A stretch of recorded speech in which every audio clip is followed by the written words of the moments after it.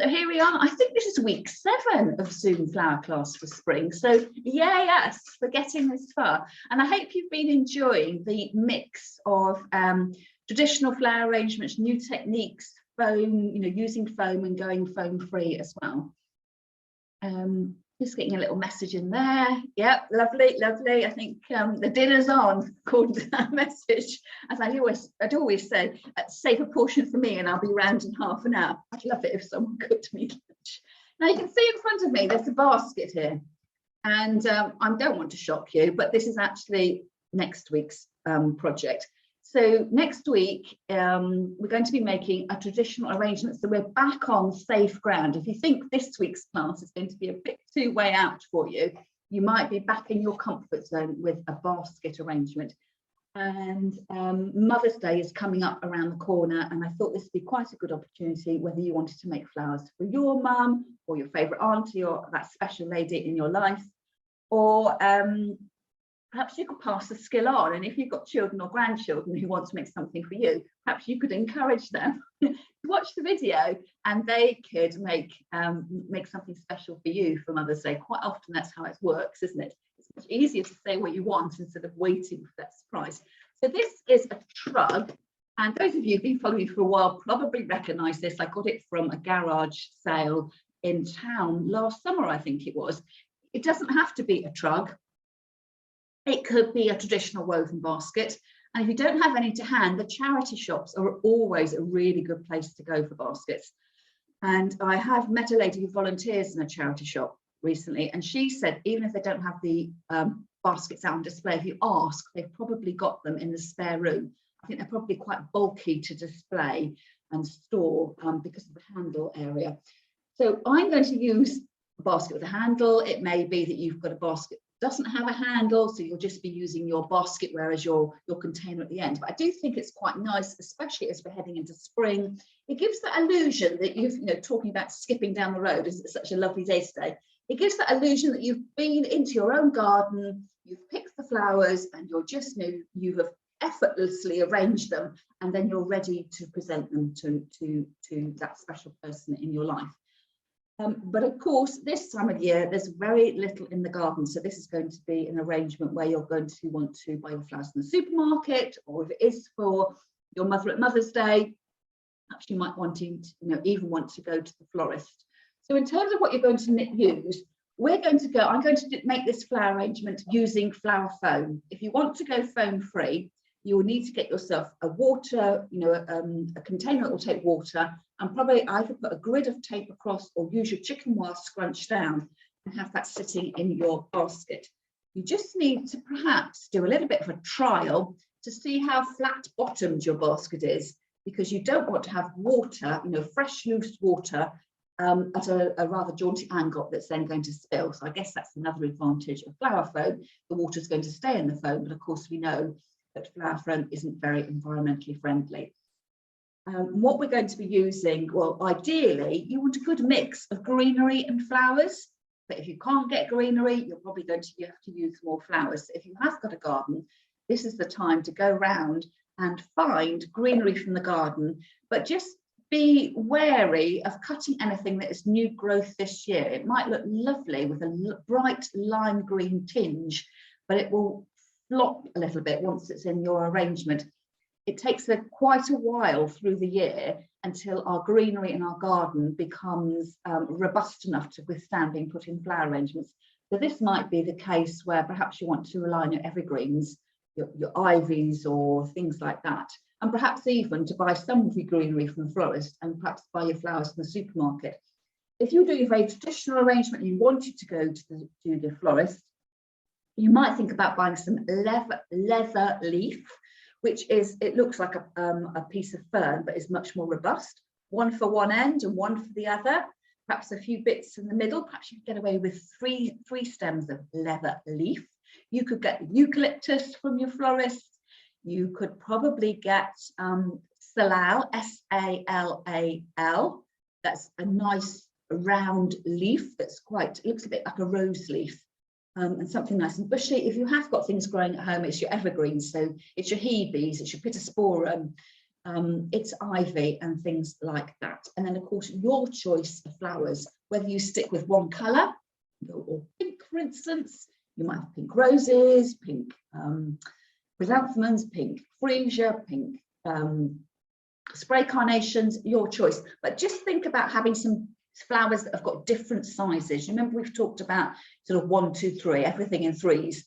Your large flower, your focal flower, the wow, and then your frilly bits at the end. That might be a gyp. And I've just been to the florist this morning. She has some lovely pink gyp and some mauve limonium, which is the sea lavender, a little bit like status. So that would be like sort of fine flower. And then in between that, your wow flower and your wispy bits, you've got your in-between size flower. So that might be your spray carnations and your spray chrysanthemums or something like that. So flowers of different sizes, you can do any colour what you want. If you want to go multicolour, that's entirely up to you. But if you want a more understated look, and perhaps, dare I say it, a more sophisticated look, or you just can't decide which colours go together, I would stick with one colour. So, you know, stick with your whites, or stick with your pale pinks, or stick with your pale yellows, something like that. So I hope you enjoy thinking and planning about your flowers. We went quite flower heavy last week, as you can see over my shoulder. I'm going to be using hardly any flowers in class today, and then we've got a flower heavy week next week. So I'm hoping that your budget is lasting. It's going on a bit of a roller coaster with how many flowers you need to buy. So let's move on to this week. Now, I hope that this week I haven't scared you off with the mechanics that we're going to be using, and also the technique and the very modern resultant design we're having. And as you saw in the handout that I sent you, I've said it's not so much about flower arranging this week, it's more about almost an engineering class. So what I have got is I have got some really, really sturdy wires. This is probably as thick. If you're a knitter, I reckon it's probably one of your finer knitting needles kind of size. So I bought those from a wholesaler many years ago at my local wholesaler. I haven't been able to find them of this size online to show you. So as an adaptation, I did suggest perhaps you might want to have one of the dry cleaners coat hangers and chop off the arms and just work with that short piece across the middle. Of course, you could use a finer wire, not so heavyweight, but everything will need to be scaled back. So wherever I've got quite a long piece of wire, if you're using a more conventional wire, you'll end up with something a little bit shorter. You might want to make something nice and fine and really, really delicate. So to go with my sturdy wire, I have then got some finer wires, and I have specifically chosen the wires, number one, because I had them in my kit. These wires are what they call annealed wires. They don't have that green plastic coating on them. And let me just double check the size. I've actually got 0.71s here. And what you'll find as you work, because they haven't got that plastic covering, your fingers are going to get ever so slightly orangey with the rust. And I'm going to use that rustiness as part of a design feature, because over time well, basically they're going to rust slightly, and it's going to add an extra textural detail to my wires. But again, I realized that perhaps you might not have been able to get hold of those wires, and it may well be that you are using the floristry stub wires if you've been to class before, or you have a flower arranging toolbox, you belong to Flower Club, but that is the kind of thing you will recognize. It's got a green plastic coating on it, and you could use this. Now, the only problem possibly you're going to get is that if you've got two plastic coated wires together, they're going to slide around a little bit, and you may find it tricky to copy the technique that I'm going to show you. So if you do find it tricky because your wires are sliding all over the place, there's no sort of grip between them, you might want to cover your base wire with stem tape. So I've actually got, because I'm trying to be designer this week, I've actually got some brown stem tape, and it's the papery kind. It looks like sort of crepe paper, and you might want to cover your bottom wire with the stem tape in order that it provides a grip for the other wires you're going to twist round. And if all else fails and you can't get your structure to sit properly, this is when your glue gun will come in handy. And there's no harm in that. This is all about what we're doing in class, is practicing. We're exploring a new technique. And if it all goes wrong, it doesn't matter. Yes, we'll all be disappointed, but actually it's learning points for next time round. So don't be ashamed of using your glue gun. It's not a competition. You're just doing something to, you know, fill your mind creatively, and you'll spend the rest of the week trying to mull over what went wrong, if anything does go wrong, and how you can adapt that. And I'm sure next time you ever go with this particular technique, you'll have all sorts of ideas running through your head as to how you could improve the technique that we used. Now, also in my little box of tricks here, I have found, I've got some Scots pine, because my decoration is going to be very minimal. And these Scots pine needles, they look like chopsticks there. I actually use them in our Zoom Christmas classes, and I've saved them. I'm going to use a few of those. And then I am going flower light, and because I'm going flower light, it's all about the technique is what I mean. The construction is going to do the talking.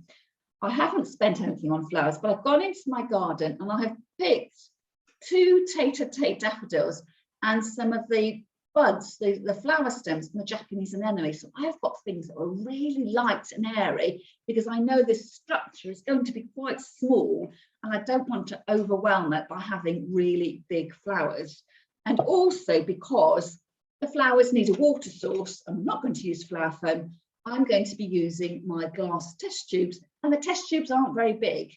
And the bigger the flower I put in, the heavier it'll become, even though the flowers are really light in theory, but it's just going to upset the balance. And that's another watchword for today, is going to be your actual balance. Can you get your structure to sit flat on the table? Spoiler alert, you're going to find it a little bit tricky, but I have got a workaround for you. So that's what I'm using for my water source, test tube filled with water. And I've also got, to fill it with water, one of these children's syringes that you get with the children's medicine. So I'm going to suck up some water from my glass and put it into my tube there. And I think that's a trick that I learned from one of you last year. The other thing I've got, if things start to wobble around a little bit, this is my emergency toolkit, is my binding wire or my mossing wire. And that's the wire that you would use if you were making a Christmas door wreath, if you're adding your moss to your door wreath frame. I might not use this, but it's just handy having a few supplies to hand if you just think it is going wrong. So that's an option to add grip for tape. This is an option to sort of bind everything together. Failing that, it's hot glue gun city. And just as long as you use your glue gun neatly and don't actually glue your piece to the table, you will be perfectly fine. So today's class is going to be lots of close-up work. So I'm going to bring the camera over the top so you can see exactly what I've got in front of me, and it'll give you more of an idea of the weight or the size of the wires I'm going to be using. And you'll see more clearly the difference between my annealed wire, my wire that isn't covered with that plastic green coating. So the other thing that I've got a pair of scissors, obviously, but I have got myself some pliers as well, and I'll show you what I'm going to use that for. If you haven't got any to hand, you just need to be careful that the wires aren't going to fall off the end of your little construction. You may be able to sort of use your scissors as a plier. I'm basically going to turn the end of the wire over, but I'll talk to you a little bit about that just in a moment.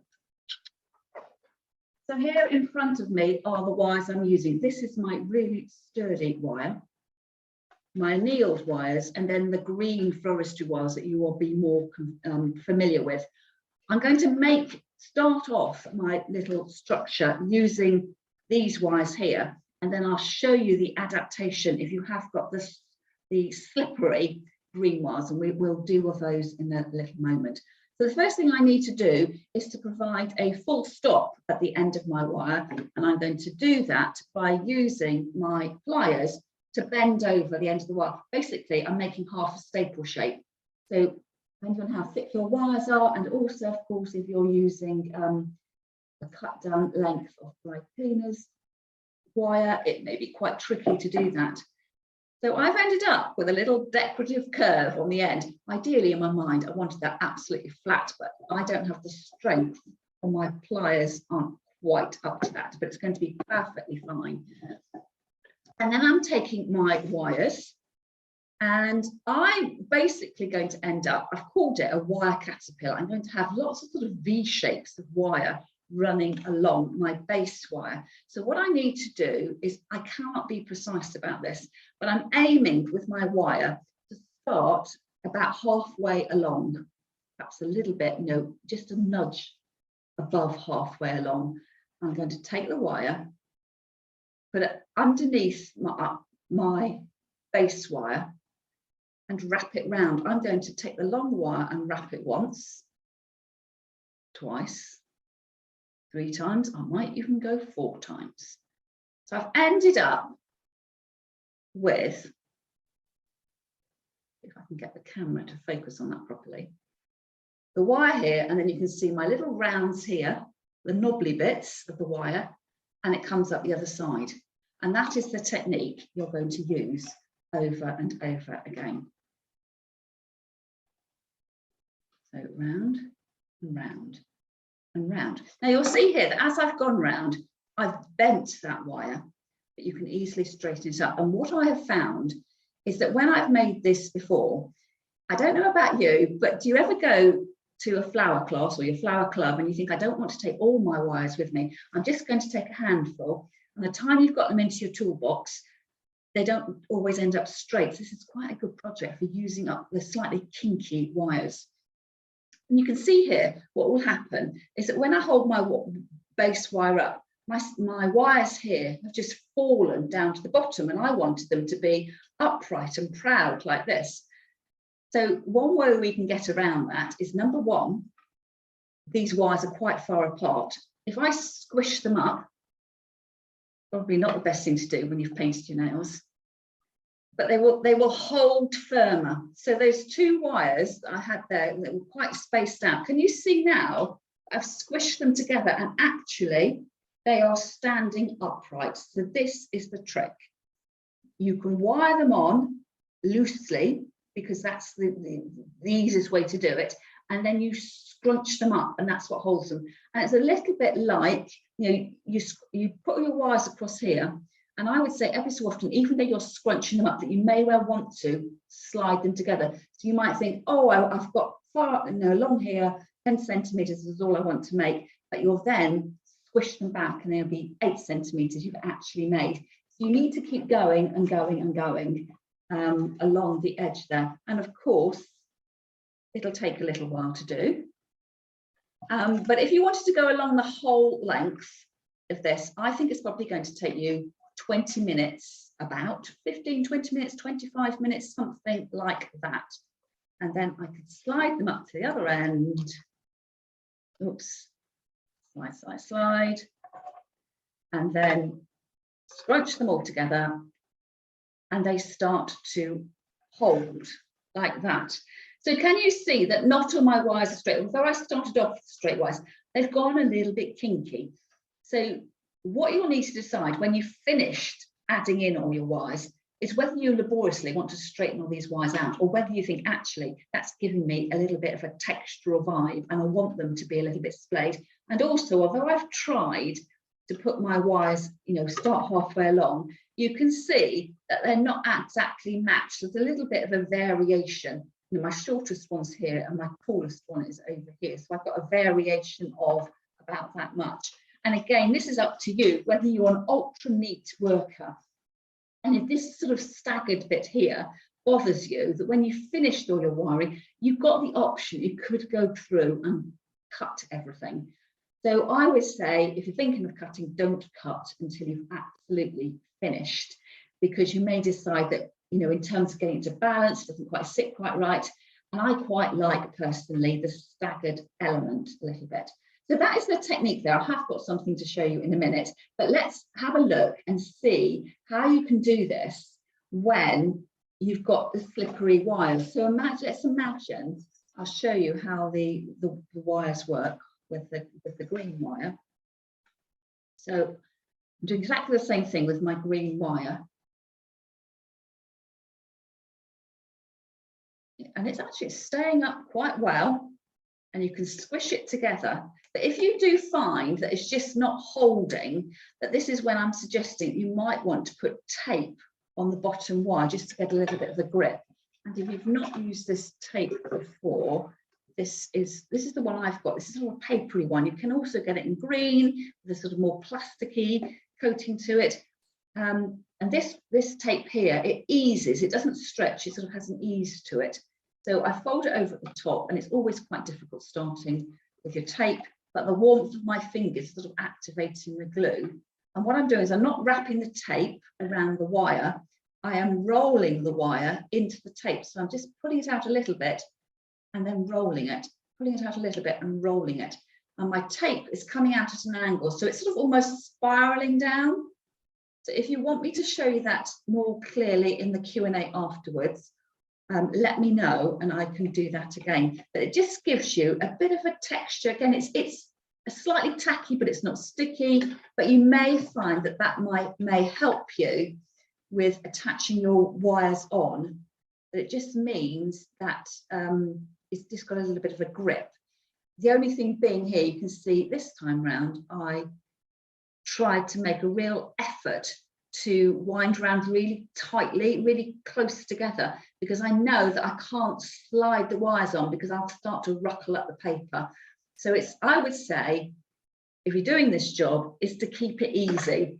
See whether you can do it, first of all, without any tape and assistance, and just rely on squashing everything together. If you're finding it's all flopping all over the place, have a think about whether you want to do your tape on it.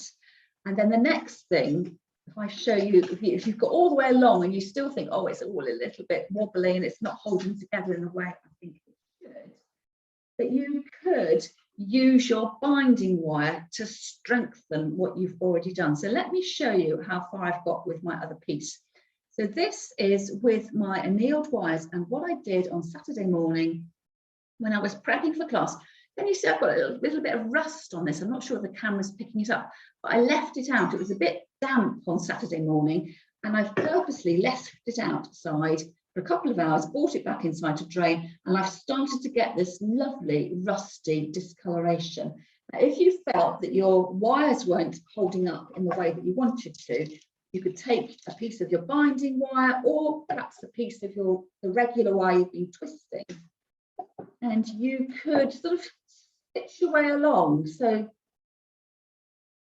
you could sort of fasten your wire on. I'm going to do that with a little bit of a twist there, and that might anchor it down. So actually, I am going to sew it. That's going to be the easiest way. I'm coming up through the gap. You can see that.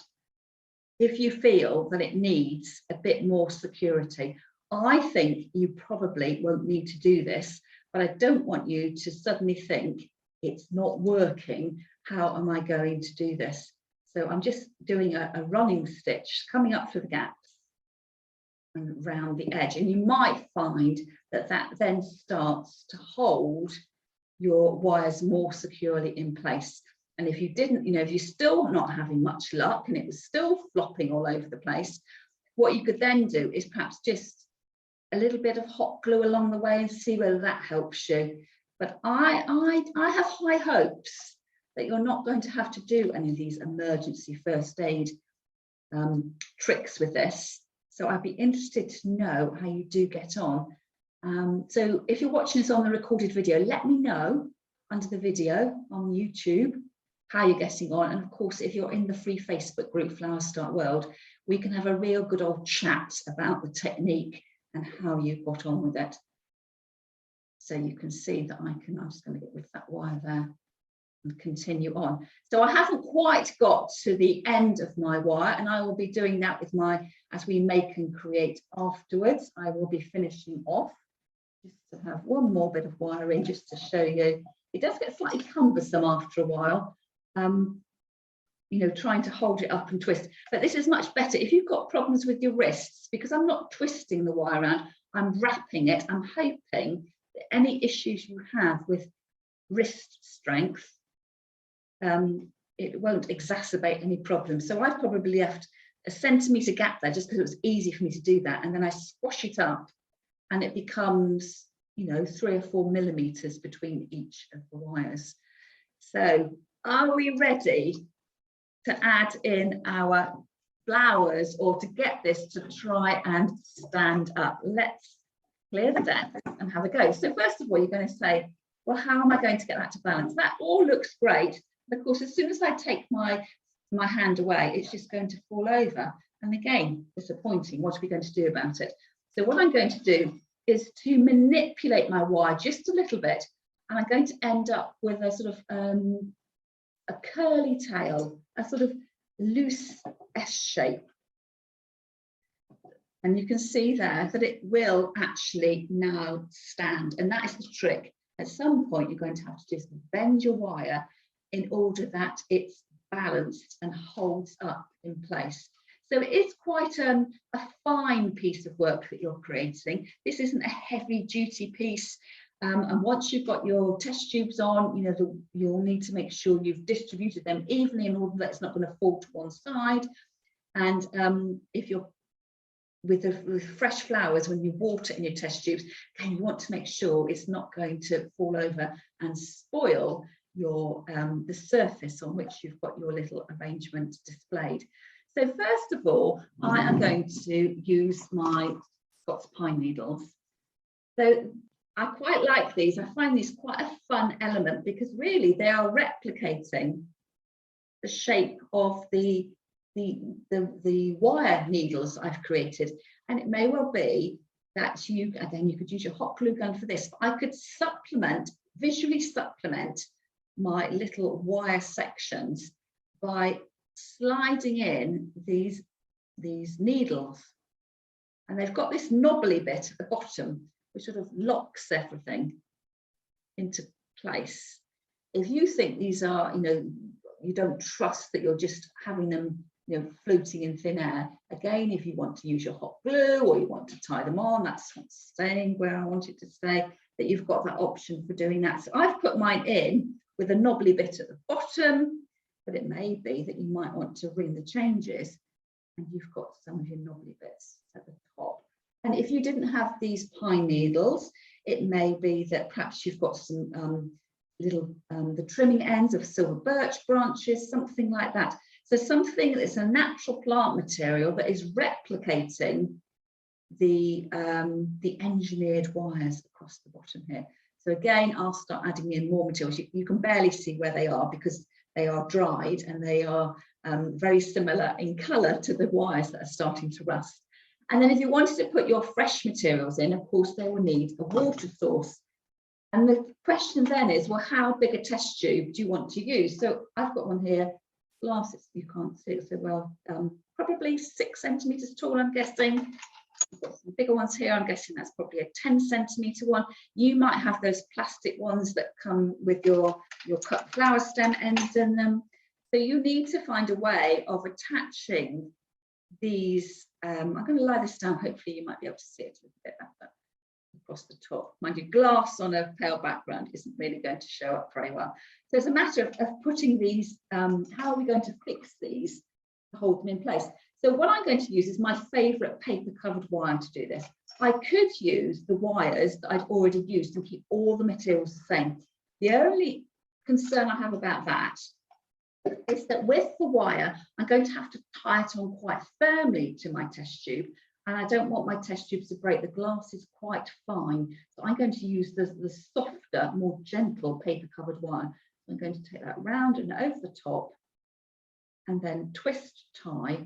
It looks like a piece of string. I've left myself with 2 tails, and then I can strap that in. And this is the point where really you do need to, I wouldn't go too fast attaching them in, because you're going to need to make sure that you're retaining that balance element. And if you think, oh, I want 3 on one side and 3 on the other, you may find that when you try and stand it up, it doesn't quite hold. So I'm trying to nestle that down inside my wires, and then find another wire that I can twist and hold in place like that. So that is holding. I don't know, again, if I bring that up, you can see it there. I might take some photographs afterwards just so you can actually see more clearly what I'm doing. And then you would fill up with water and put the flowers in. So again, I will be spending more time when we make and create and show you how to do this. So let's have a go with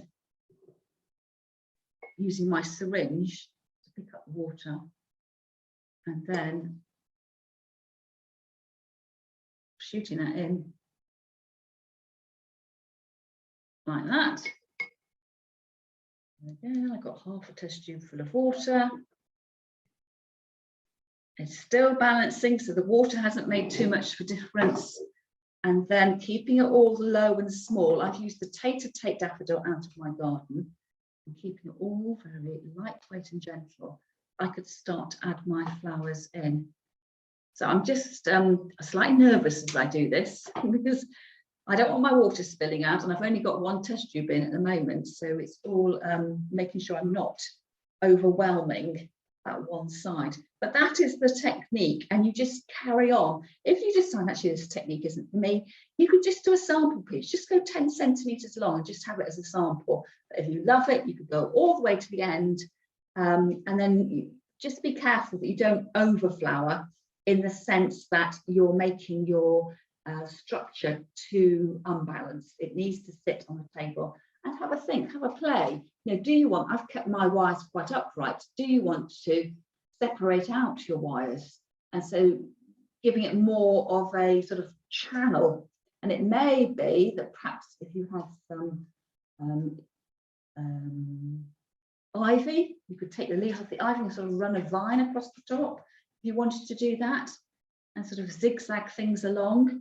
It's entirely up to you. So what I'm going to do now is to take the camera back to me, and I can hold up the structure so you can see it more clearly as it would sit. And if it is helpful, let me know in the comments if it's helpful, if you'd like me to put some photographs in, just so you can have a real close-up of what's what.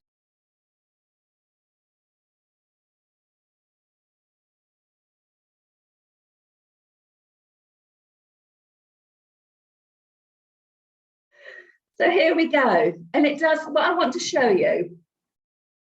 Look, no hands, it is standing up. So, and the trick there is to bend your wire into this sort of elongated S shape.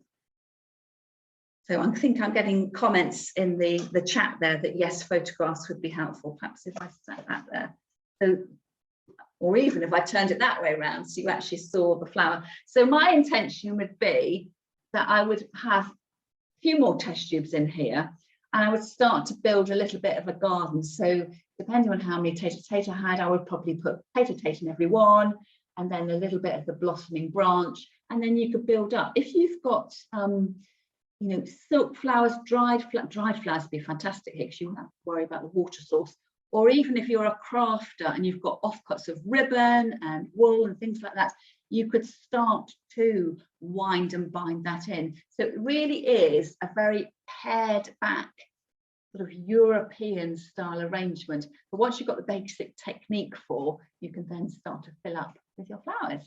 So I think that's getting a thumbs up in the comments. So what I will do is I will add some photographs in. I think that's the feedback we're getting, just so you can see up close and personal how I've actually put this together, and I will lay those over the video to make it a little bit clearer for you. And for those of you who are saying to make and create, I'm looking forward to having a chat with you in a moment. And for those of you who are watching the record, I shall say goodbye and catch up with you next week for our Mother's Day basket.